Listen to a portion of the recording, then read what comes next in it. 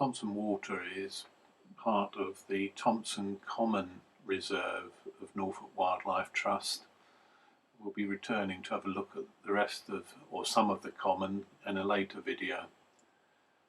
Jan found this, what we believe is turkey tail fungus on a dead tree. This is not the first time that we've been to Thompson Water. It's about the third or fourth time, I think. It's a rather magical place. It's easy once you get there to lose yourself in a different world. We've seen many different birds here: marsh harriers, buzzards, hobbies, siskin. Virtually anything can turn up here. It's supposed to be very good for otters, but we've never actually seen one here. And this is Jan walking down the path to the, can't really call it a hide, more a shelter. It only has room for a few people, probably 4 at a squash. But it's a lovely place just to have a look, to see what birds are around, and there are some bird feeders there, which are filled up by local people. And we were very fortunate today because a couple had just been in there and filled all the feeders up. So there were plenty of birds on the feeders: nuthatch, great spotted woodpecker, siskins, marsh tits, blue tits, great tits, reed buntings. There were a pair of great crested grebes who were beginning their display in front of the shelter. In fact, I saw them later on doing their famous dance, but unfortunately I was behind some reeds, so I couldn't have been able to get a very clear photograph of them. But you'll probably find a much longer piece on the grebes on our channel when I get round to putting it together. There was also a little grebe just in front of the shelter, grey-leg geese, a couple of Canada geese, some mute swans, and we've seen up to 6 here. We saw a few buzzards.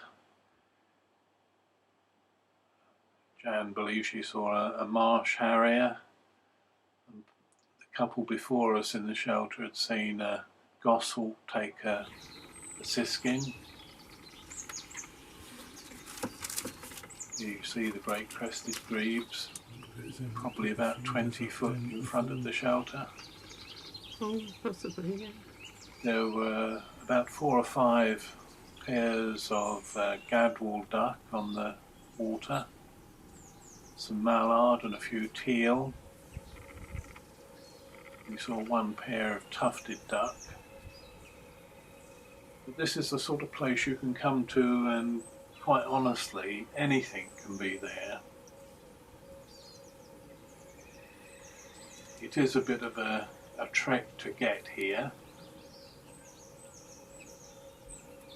but once you're here, it's easy just to lose yourself in the magic of the place. There is an MOD range not very far away, and sometimes it can be a bit noisy here, but otherwise it's a really beautiful place to sit and watch and think. In the summer, if you can stand the gnats and flies, it's a wonderful place to see dragonflies, damselflies, and the water itself is a great breeding place for great crested newts and other amphibians. Oh, yeah. Here you see a female siskin, now a reed bunting on the feeder. He gets a little bit of seed stuck on his head. Marsh tit. We weren't sure what this was, whether it was a fungus or an egg sac.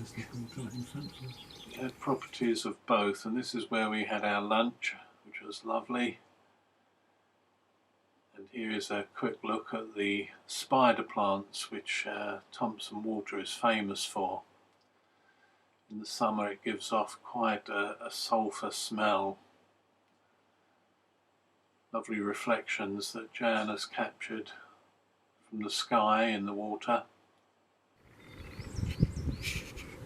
I can't walk very far, so I didn't get to see very much of it as Jan did today. She went to both ends and took some photographs and videos there.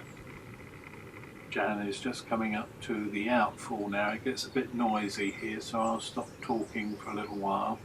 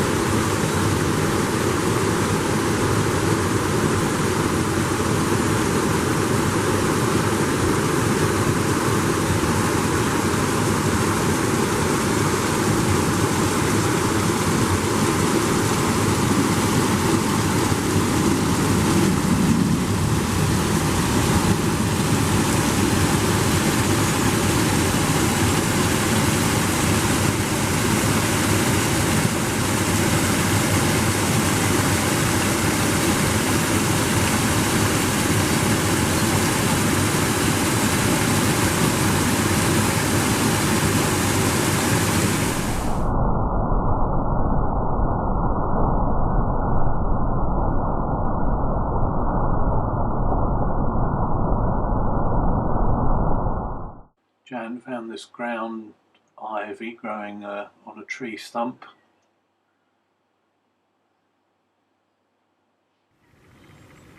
She continues her walk around to the end of Thompson Water.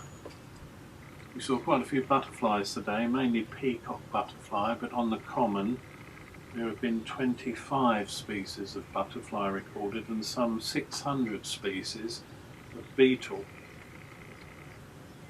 Of course, the Thompson Common is famous for its pingos, a series of around 400 post-glacial depressions that mysteriously fill and empty of water.